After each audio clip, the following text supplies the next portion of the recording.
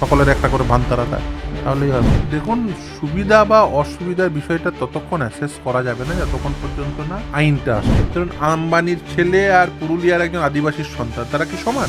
এটা খাতা কলমে অ্যাচিভমেন্ট হবে, কিন্তু প্রকৃত অ্যাচিভমেন্ট তো হবে না। প্রকৃত অ্যাচিভমেন্ট যদি হয়ে যেত তাহলে কিন্তু এই ইউসিসির প্রয়োজনই পড়তো না। দেখবেন, বড়লোক বাড়ির মুসলমানদের বিয়ে সব স্পেশাল ম্যারেজ অ্যাক্টে হয়, গরিব বাড়ির মুসলমানের বিয়ে সব মুসলমান ম্যারেজ অ্যাক্টে হয়। এই যে ইউসিসি যেখানে যে কথা যে আর্টিকেলে বলা আছে তার আগের আর্টিকেলটা, এই রাস্তাটা দীর্ঘ, আমরা এই রাস্তাটা না পেরিয়ে আমরা শুধু ডেস্টিনেশনের কথা ভাবি।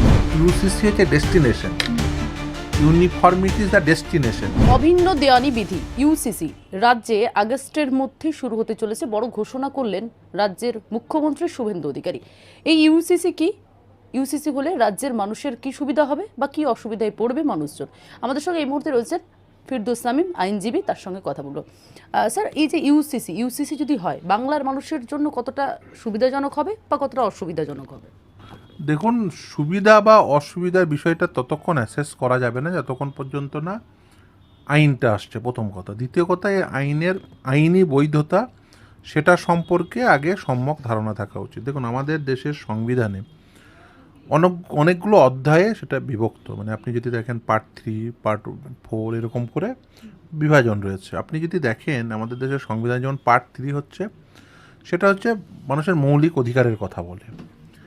আর এই যে পার্ট 4, সেটা হচ্ছে রাষ্ট্রের প্রতি নির্দেশাত্মক নীতি, যেটাকে বলা হয় DPSP, directive principle of state policy. অর্থাৎ এগুলো হচ্ছে যে এনফোর্স করতেই হবে এরকম বিষয় নয়, তবে এনফোর্স করার জন্য আপনাকে উপযুক্ত পদক্ষেপ গ্রহণ করতে হবে। এই উপযুক্ত পদক্ষেপের মানে কি, মানেটা আগে বুঝতে হবে। উপযুক্ত পদক্ষেপের মানে হচ্ছে এটাই যে, মানে যে সময় সংবিধান রচনা হয়েছিল সেই সময় আমাদের দেশে মানুষগুলোর যা আর্থিক অবস্থা, যা সামাজিক অবস্থা, যা তাদের সাংস্কৃতিক অবস্থা, সেই সাপেক্ষে কিছু জিনিসকে অ্যাচিভ করতে হবে। দেখুন, আমাদের শুধু দেশ না, পৃথিবীব্যাপী মানবতার মূল লক্ষ্য কী? মূল লক্ষ্য হচ্ছে আমরা অ্যাচিভ করতে চাই আমরা সকলে সমানভাবে ট্রিটেড হব।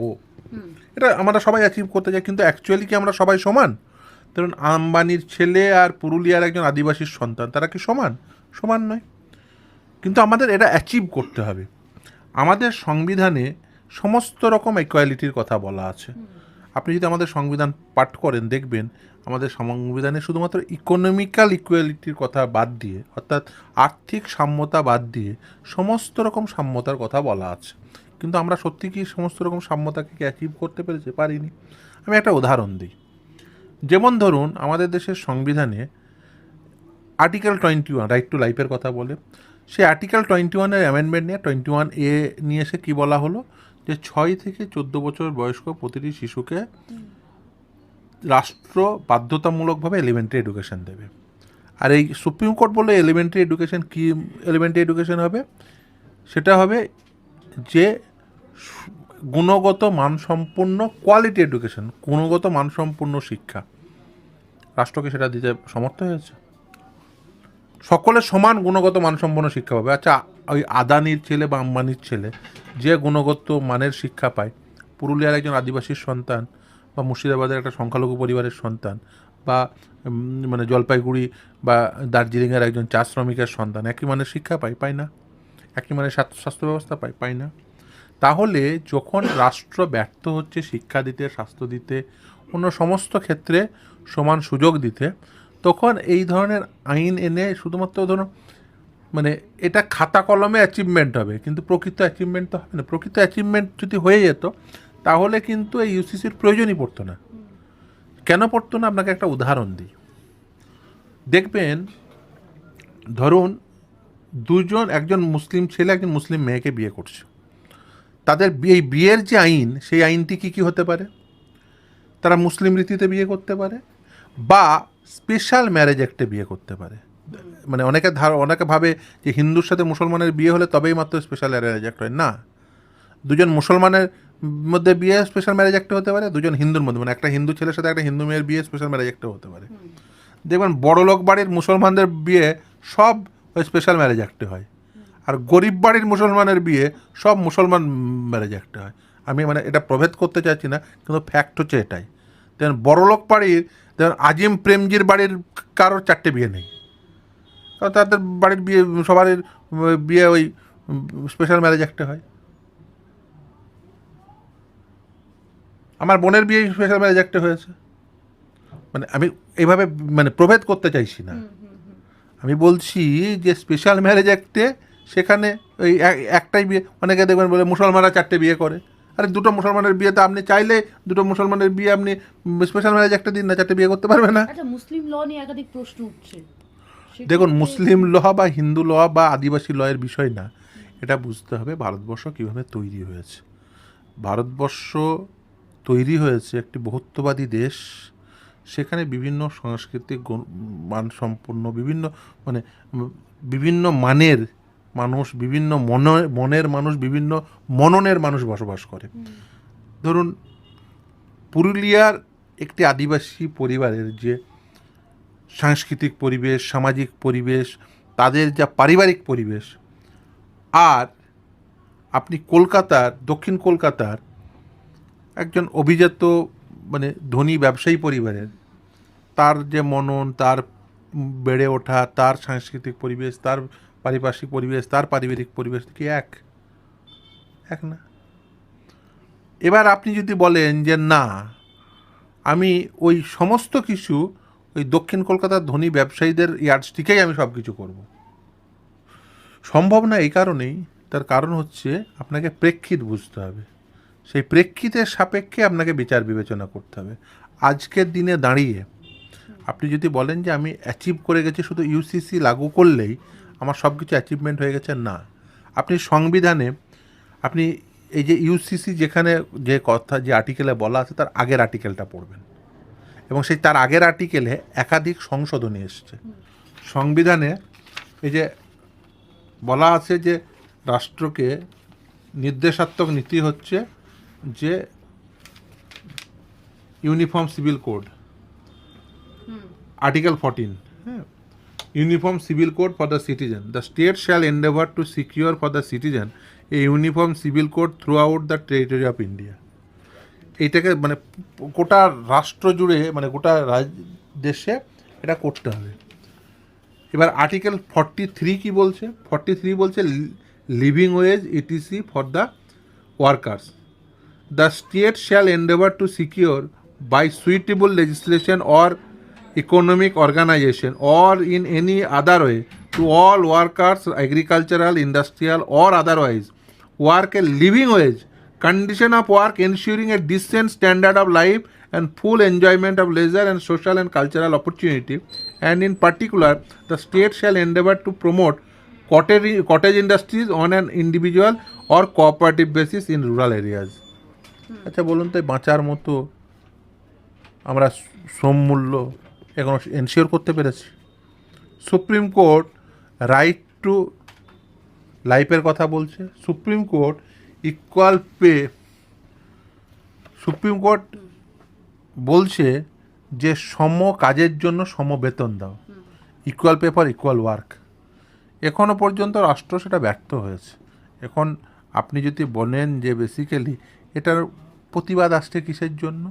দেখুন, যদি সমমানের সবাইকে সম পরিবেশে মানে নিয়ে যদি অ্যাচিভ করা সম্ভব হতো, আমার মনে হয় না যে কেউ আপত্তি করতো। আচ্ছা, প্রগতিশীল মুসলিম সমাজের একটি আবেদন, তারা দাবি, আবার কে আজকে তারা প্রেস কনফারেন্স করেছে প্রেস ক্লাবে, এবং তারা দাবি করছে যে মুসলিম ধর্মগুরু থেকে শুরু করে ধর্মীয় যে নেতা, তাদের প্রভাব হ্রাস করা, ধর্মীয় কুসংস্কার থেকে শুরু করে তারা ইউসিসি মূলত, দেখুন তারা না বোঝায় এসব ধর্মীয়, দেখুন মানে মহিলারা বিশেষ করে তারা দাবি করছেন, আমি যাই হোক জানি না আমি কি বলতে চাইছি, যে এই যে 3 তালাক, আমি প্রথমেই বলি সেক্ষেত্রে এখনো পর্যন্ত 3 তালাক রয়েছে।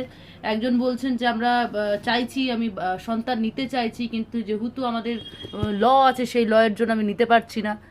বিভিন্ন রকম তারা বলছেন যে আমরা মহিলারা এখনো পর্যন্ত আমাদের সমাজে পুরুষতান্ত্রিক সমাজ বেশি ঢুকে রয়েছে আমাদের সমাজের মধ্যে। তো এই ক্ষেত্রে মহিলারা চাইছেন যে ইউসিসি হোক, মুসলিম মহিলারা চাইছেন। দেখুন মানে এই মতান্তর তো থাকবে। দেখুন আমাদের দেশের সংবিধানে বলেছে এটা অ্যাচিভ করতে হবে, ফলে আমরা সকলেই চাইবো সেটা অ্যাচিভড হোক, কিন্তু অ্যাচিভ করার জন্য যে রাস্তাটা, সেই রাস্তাটা তো ট্রাভেল করতে হবে, এটা বুঝুন। এই রাস্তাটা দীর্ঘ, আমরা এই রাস্তাটা না পেরিয়ে আমরা শুধু ডেস্টিনেশনের কথা ভাবছি। এই রাস্তাটা পেরোতে গেলে আপনাকে সেই রাস্তার কাজটি আগে রাস্তাটি নির্মাণ করতে হবে। আপনাকে ওই ইউসিসি হচ্ছে destination, uniformity is the destination, কিন্তু তার আগে তো আপনাকে রাস্তা তৈরি করতে হবে। সেই রাস্তাটা হচ্ছে শিক্ষা, স্বাস্থ্য, সমমানের শিক্ষা, সমমানের স্বাস্থ্য, সকলের জন্য মানে সমকাজে সমবেতন, সকলের জন্য কর্মসংস্থান, এটা হচ্ছে রাস্তা।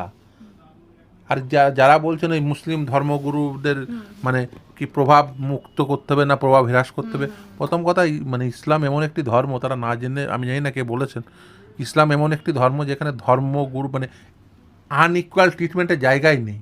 মানে একজন মানে এই যে ধরুন নামাজে যে ধরুন নামাজ পড়ায় সে স্পেশাল ফিচার্স ইয়ে করে তা কিন্তু নয়। মানে নামাজ যে ওই লাস্ট রোতে বসে যে নামাজ পড়ছে তারও যা মানে সোয়াব হবে, যিনি নামাজ পড়াচ্ছেন তারও একই সোয়াব হবে যদি তিনি একইভাবে নামাজ পড়েন। মানে ইজ নট দ্যাট মানে নামাজ পড়াচ্ছেন মানে আমাদের আইনিভাবে যেমন ধরুন চিফ জাস্টিস হচ্ছে অন্য 5টা জাজের মধ্যেই কিন্তু ফার্স্ট অ্যামং ইকুয়ালস, সেরকম যে নামাজ পড়াচ্ছে সেও অনেকটা ওই রকম মানে বলতে পারেন যে তিনি নামাজ পড়াচ্ছেন কারণ একজনকে তো পড়াতে হবে নামাজটা, মানে ডাইরেকশন দিতে হবে। দ্যাট ডাজন্ট মিন মানে ইসলামে কোনো বৈষম্যের কোনো জায়গা নেই, যে কেউ নামাজ পড়াতে পারেন। মানে মানে ওই যে ধরুন ইজ নট নেসেসারি যে একজনই নামাজ পড়াবেন, উনি নামাজ পড়াবেন, ওনার বংশ পরম্পরায় নামাজ পড়াবেন, উনি সেই উচ্চাসনে বসবেন, এরকম ব্যাপার না। ইসলামের কথা বললাম, সেই সংগঠনের মানুষজন চাইছেন যে তারা ইউসিসি চাইছেন, মুসলিম ল বা শরিয়ত ল তারা চাইছেন না, তারা চাইছেন এই ইউসিসি। সে তো দেখুন এই গণতন্ত্রে ইউসিসি হোক সে তো সংবিধানেই বলা আছে, সেটা নতুন কথা কিছু নয়। কিন্তু এইটা মানে ইউসিসি হোক, এটা তো ইউসিসি অ্যাচিভ করতে হবে সেটা সংবিধানেই বলা আছে। ফলে এটা নিয়ে আপনি মানে যুক্তি প্রতিযুক্তি যাওয়ার জায়গায় নেই, কিন্তু আপনাকে এটা বুঝতে হবে যে ইউসিসি অ্যাচিভ করতে হয়, মানে ইউনিফর্ম সিভিল কোডটাকে অ্যাচিভ করতে হয়, মানে ওটাকে রাষ্ট্রের প্রতি নির্দেশাত্মক নীতি, ওটা হচ্ছে ডেস্টিনেশন। ওই ডেস্টিনেশনে পৌঁছানোর জন্য আপনাকে পথ বানাতে হবে।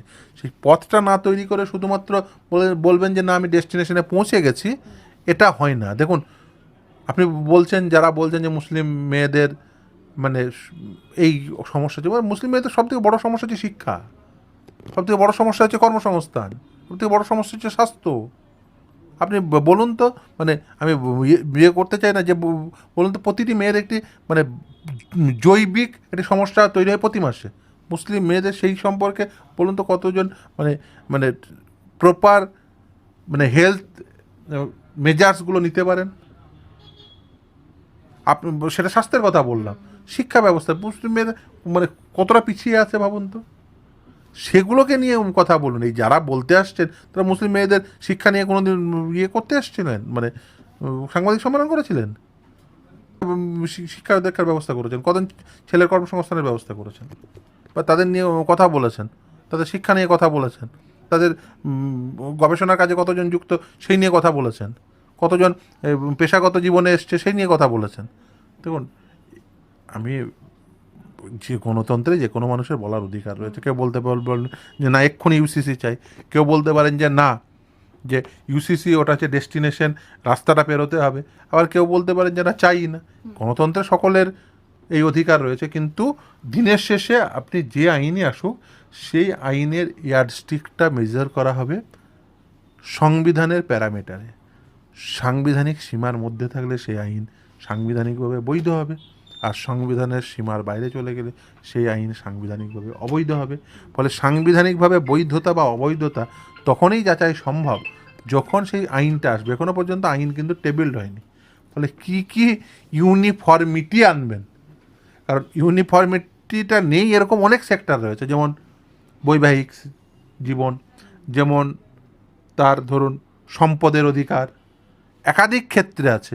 এখন আমি শুনছি মানে খবরের কাগজে দেখছি, ইনফ্যাক্ট আপনাদের বিভিন্ন নিউজ চ্যানেলে, যে আদিবাসীদের এর বাইরে রাখবেন। এখন আদিবাসীদের আপনি ডিফাইন করবেন কীভাবে?